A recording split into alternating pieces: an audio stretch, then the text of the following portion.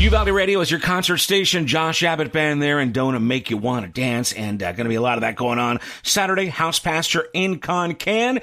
With me on the phone, Mr. Josh Abbott. Hey, what's up? Let's go, man. Forward to it. Dude, so excited to talk to you. It's been a while, and you guys have been super, super busy. You got a relatively new record. You got a big tour you're going on, and just staying super busy. So let's jump right into it. I know that we just played that song. You had your buddies in Flatland, I think, joining you on that. And your new record has a bunch of, I guess, collaborations and friends, right? Yeah, we released a couple different EPs of cover songs.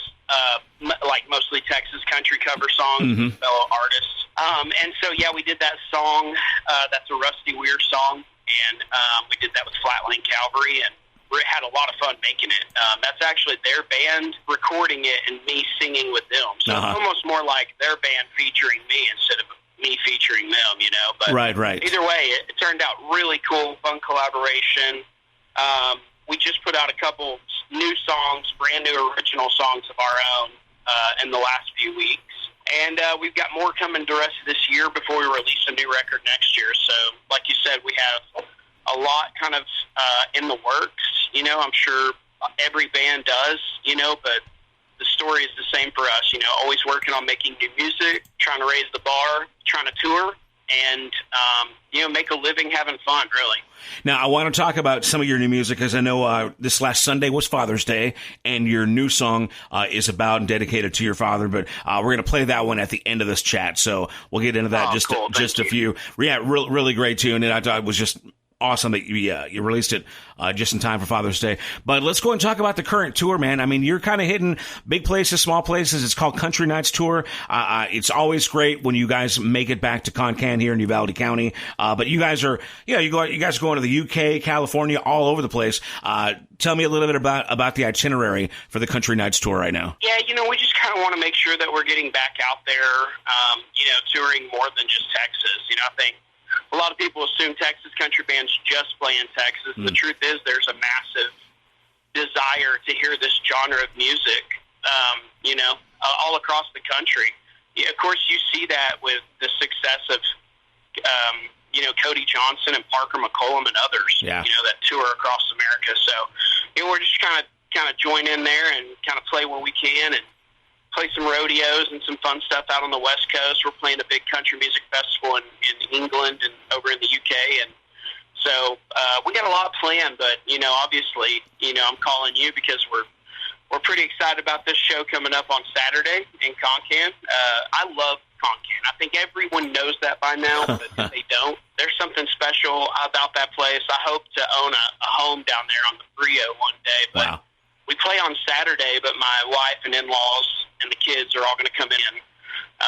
We're going to stay till like next week sometime and just hang out for a few extra days and float the river and enjoy it down there. We absolutely love hearing that. I was just talking to Corey Morrow recently, who always comes down for the spring and or summer. Yeah, he loves it a lot. Kyle Park loves it a lot. I think Randy Rogers, William Clark, I mean, pretty much everyone, dude. Everyone loves Concan. Yeah, and we've actually got some rain this year. So in the last couple of years, you guys have come through. It's been pretty meager as far as the floating and the water goes. But although it's been brutally hot these last couple of weeks, but as far as I recall, the water's still pretty nice. But it's all we here in Uvalde County. All the locals love hearing you guys kind of brag about Uvalde and knowing that, you know, little old Uvalde's on your map.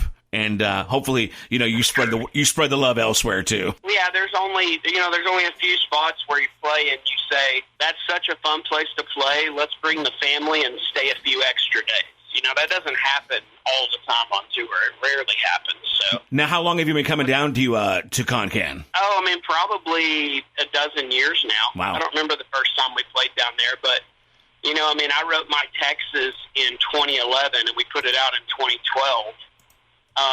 And of course, it name drops float in the Frio. So, you know, it's something I'm very familiar with. Growing up as a Texan, you know, and doing that kind of stuff in college, and you know, I can't wait to you know, be able to experience that with my kids. You know, we take them to the river now, but of course, they're still too young to actually like kind of float and do the thing. It's too dangerous, but at some point they'll be older and we'll feel good about them learning the Texas tradition of floating the Frio. Yeah, it can be tricky. It's definitely, it can be risky as well. So give me a rundown on the age of, give me the family background. How old are the kids now? Okay, so my daughter is 6 and my son is 3. Wow. Fun ages. Yeah. They're not quite lippy yet, but, you still get to all the fun. And I got to ask this because, you're a musician. Any early indication that they're going to, follow in your footsteps musically? Pretty strong indication. I mean, I think any kid, as they grow up, they see what their parents do and they kind of idolize it in a way, right? They emulate it because that's all they know. And that's what we do as humans is emulate things until we grow an independent sense of our own. So, my daughter is very creative. I'll say that. She loves to sing. She just got done doing dance camp. But it's more than just singing and stuff. When she's at home, she wants to draw and paint. Like she'll just, and it's not like, hey, Dad, can I watch, Netflix or whatever. She's like, hey, Dad, can I color? Can I paint? I'm like, yeah, absolutely. So we try to let her explore that. So, I don't know if she'll be, a painter or a songwriter or an actress or on Broadway or what, who knows? But I definitely think that she will gravitate towards the arts world. For my son, it's obviously a little too early to decide that. He's 3, but, his name is Luck.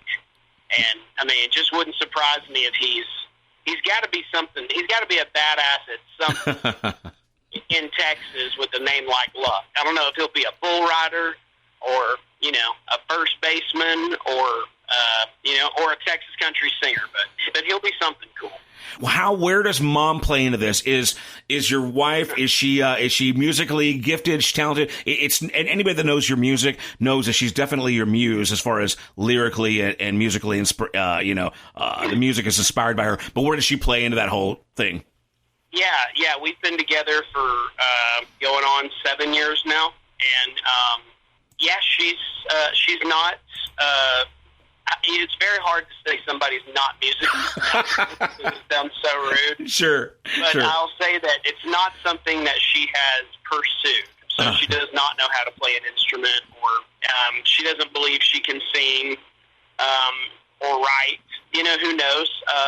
Maybe that's just something she kind of does for fun on her own, sing in the car, sing in the shower when I'm not around. But she's very shy about that stuff. She's actually very introverted. She doesn't want to be... She doesn't want me to call her out on stage and sing to her and stuff like that. She's very much like, I just want to be on the side in the shadows, hanging out. So, but she's super supportive, obviously, of what we do, and she's really great about, invoking the kids in what we do, bringing them on certain trips, letting them stay up a little bit later for certain concerts, and, listening to my music when I'm not around. So that's pretty cool of her. So you've been with her for a while now. You're I wouldn't say you're a new parent, but you're relatively new. But you've been in a band, much longer than you've had family. How has that transition been from, young beer drinking, hell raising tour guy with the band to, family man and bringing the kids literally on the road with you? Man, I tell you, it's the story of all of us as we get older. Hank Williams Jr. sang about it best years ago, and he said, all my rowdy friends have settled down. Yeah. It's definitely changed. It's definitely different. 10 years ago, the bus after a show, it was a party, and there was just a bunch of people up here and friends from college and randoms and stuff like that. But nowadays, it's just really the band, and if our wives and kids are out, they'll be on the bus with us. No one, we're not listening to like rap music super loud and just getting...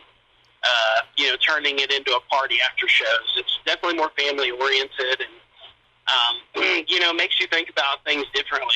Saturday night, for instance, instead of that being the night we all party and get crazy, a lot of guys would go to bed after the show because they know that they want to wake up Sunday morning when the bus gets home, and they want to be fresh to go home and be able to spend the day with their wife and kids.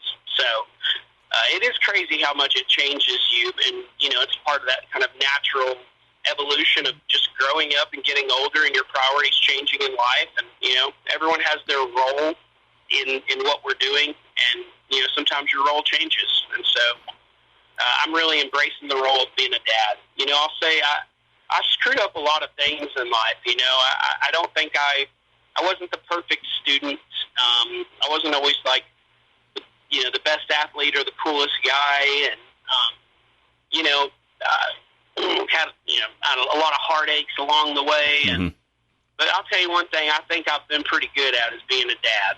And at the end of this life, if that's what people say about me, man, he was an awesome dad, then I'll know I've done a pretty good job. Yeah, that's and the interesting is you've got a musical legacy already, but really I would imagine it's this way for any parent in any profession that really, it's really all about the kids. They're the ones you leave behind, and for sure. Fantastic. Yeah, for sure. So, you think about that stuff.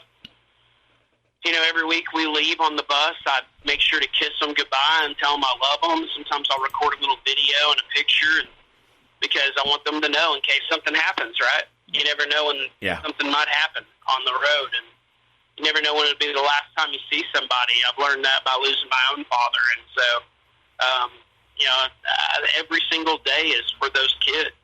Every single day, accomplishing a dream, writing a song, trying to monetize that by touring and putting it on Spotify, hoping to leave some sort of legacy for your kids that they're proud of, Mm-hmm. Well, fantastic. And I think every parent is like that. I don't think that's exclusive to me just being a singer. Sure. I've got buddies who are superintendents of construction companies and attorneys and, all sorts of different jobs, and careers out there, and their kids look up to them, and all they want for their kids is to provide for them, leave a lasting legacy, and hope that your kids do better in life than even you did. Absolutely. Fantastic. Well, you've got a really great song about your dad that we're going to get into in a minute. A couple of quick notes, because I was looking at your website, just some quick Josh Abbott Band things. Jab Fest is back. You guys brought that back last year. What's going on with Jab Fest? Are we doing it again? And if so, any previews as to what's happening? Actually, I'm not sure we're doing Jab Fest this fall. We're playing in Lubbock in September.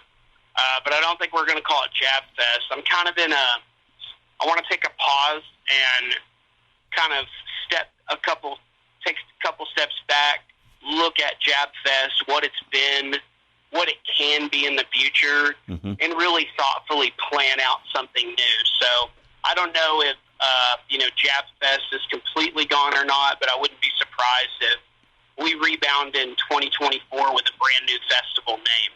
Just come up with something completely different because, unfortunately for us, the world got very political over the term jab. Yeah, true. And you would be surprised, not surprised, at how many freaking people thought Jab Fest was a vaccine drive. Oh, my goodness. And I'm like, are y'all serious? Never even occurred to me. We've been doing this for a decade. You're kidding, right? Wow. But the amount of people that thought Jab Fest was a vaccine drive has really just caused me to reevaluate the festival. Maybe I think we're going to come up with something else like Josh Abbott Band presents, something Palooza or something. We're just going to try to get away from the jab thing for a little bit because I think people are just stupid, personally.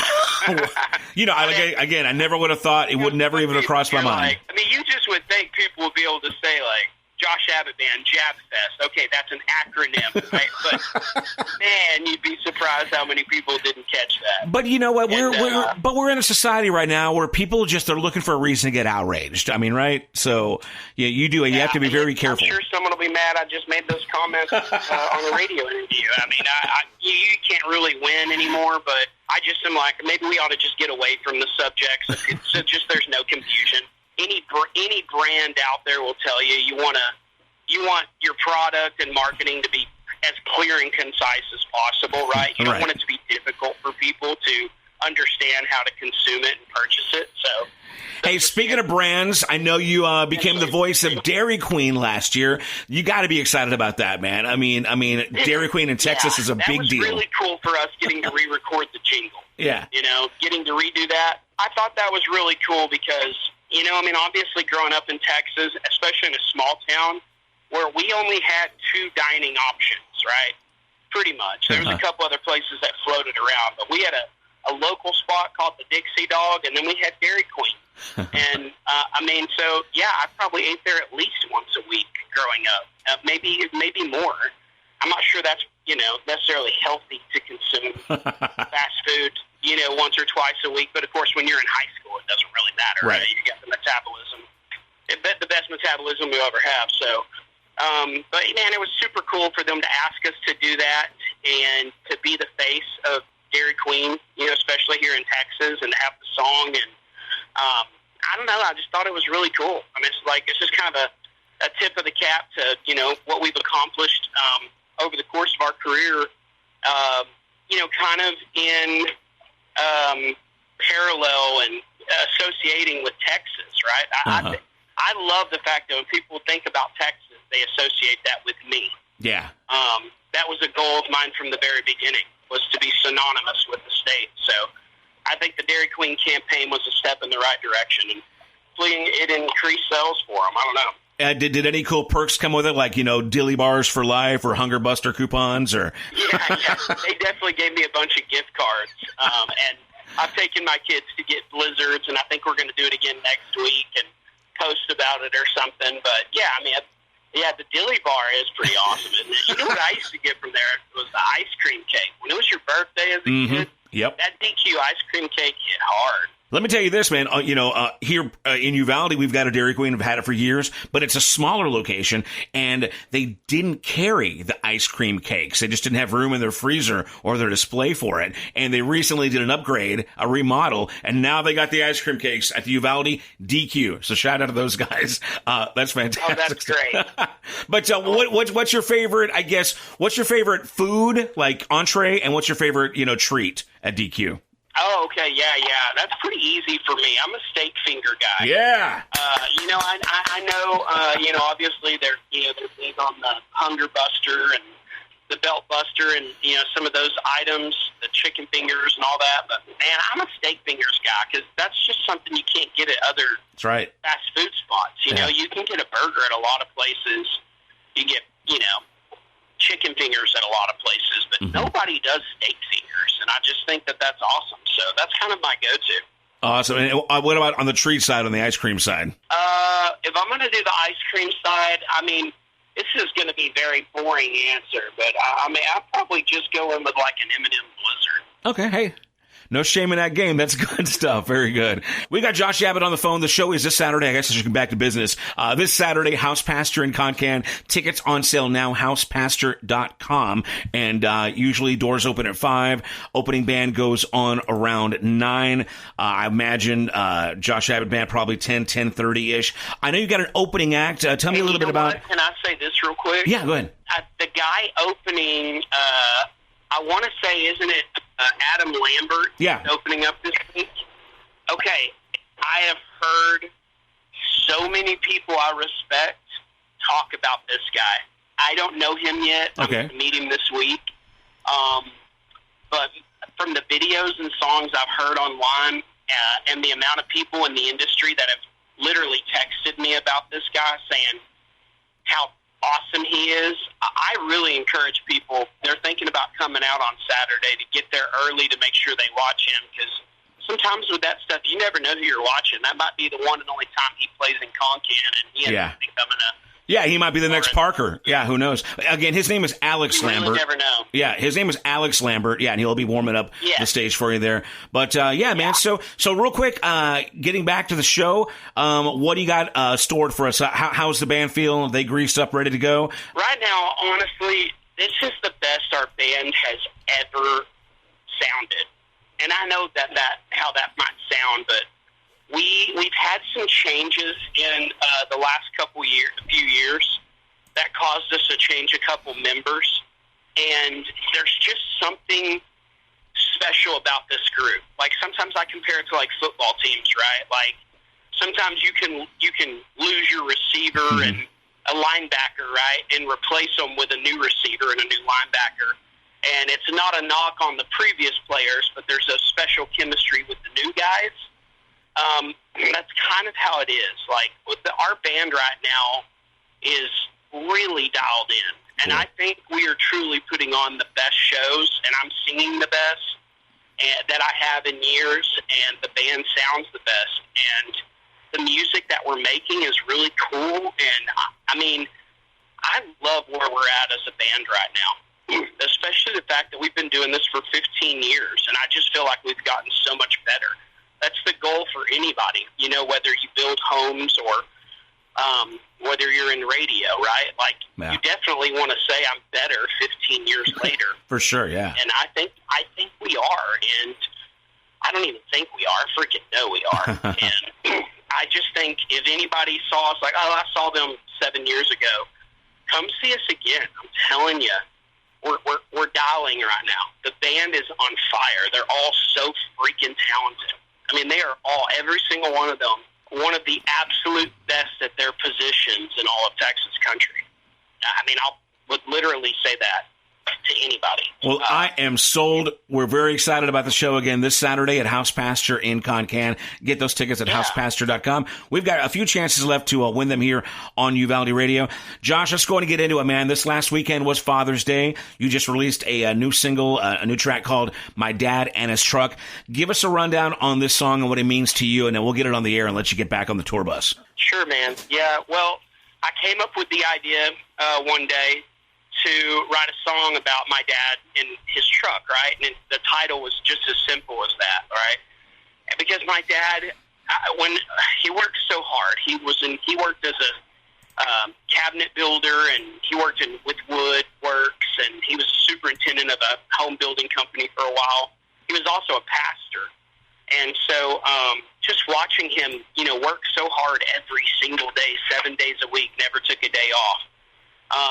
And the first brand new vehicle he ever had was this 95 F-150.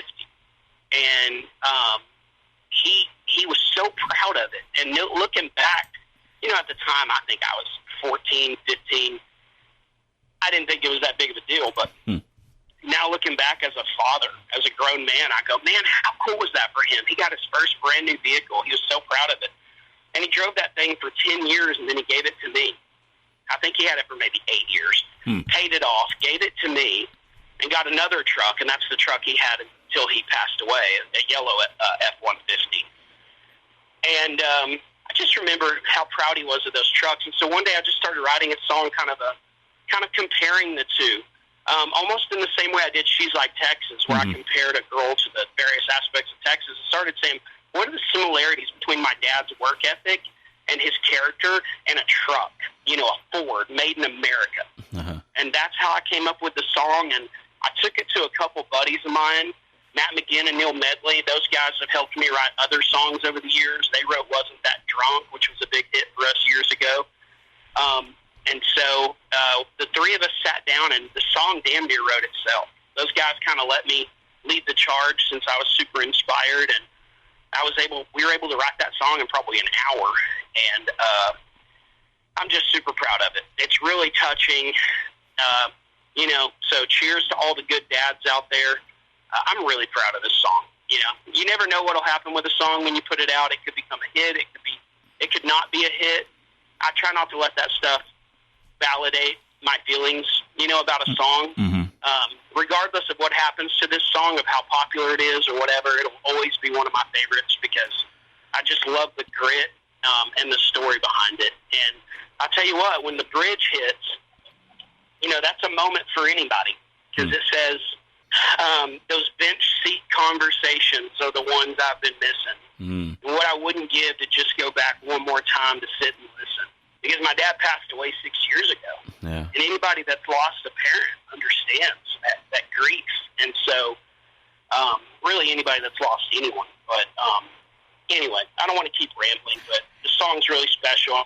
Anybody that grew up with a good father or, you know, is a good father now to their kids, I think will appreciate the song. It's absolutely exciting to hear your excitement about the song. I got to ask this, though.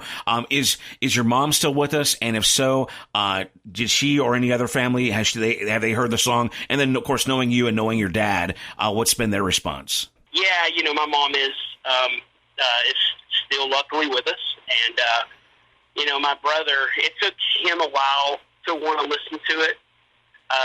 He struggles with it still. And I mean, my dad was an awesome dad. They had a great relationship. And I think for that reason, my brother doesn't necessarily just want to hear a song that reminds him that our dad is gone. Right, but, sure. Yeah, he cried his eyes out. So did my mom. And, you know, I still cry sometimes when I crazy as that is. It chokes me up, you know, and I think that's the true sign of a strong relationship. We're talking to Josh Abbott from Josh Abbott Band. The new song is called My Dad and His Truck. You can probably see him perform it live this Saturday night at House Pastor in Concan. Final question before we wrap it up, just on a lighter note. How did you spend Father's Day, Josh? What did you guys do? We did exactly what I wanted to do. I came in from the road that morning. I walked through the doors. My wife was so awesome. She put up a bunch of streamers and balloons and helped the kids make this big O sign that said, I think it says "World's Best Dad" or something like that. And they got me some. They both the kids drew me little hand-colored cards. My daughter can write and read now, so she wrote out "Happy Father's Day, Daddy. I love you." And it was awesome, dude. We, my wife, you know, she cooked us a nice little breakfast, and we spent the day in the pool. And it was just a really enjoyable day. That's what I wanted. I didn't want to go golf. I didn't want to go do something on my own, you know. And for those that want to do that, that's fine. But me, I just wanted a low-key day at home with the kids, and that's what we got. Absolutely fantastic. Again, Josh Abbott from the Josh Abbott Band. Get more information about the band, download their music, and buy their merch at joshabbottband.com. And here's a new single, which you can stream or purchase online anywhere. It's called My Dad and His Truck. Josh Abbott Band, and this is Uvalde Radio. Thank you so much, Josh. Appreciate your time, man. Thank you, buddy. I really appreciate the good conversation and great questions. So I appreciate you. Thank you very much. And we'll look forward to seeing you guys Saturday. And they'd start before the sunrise.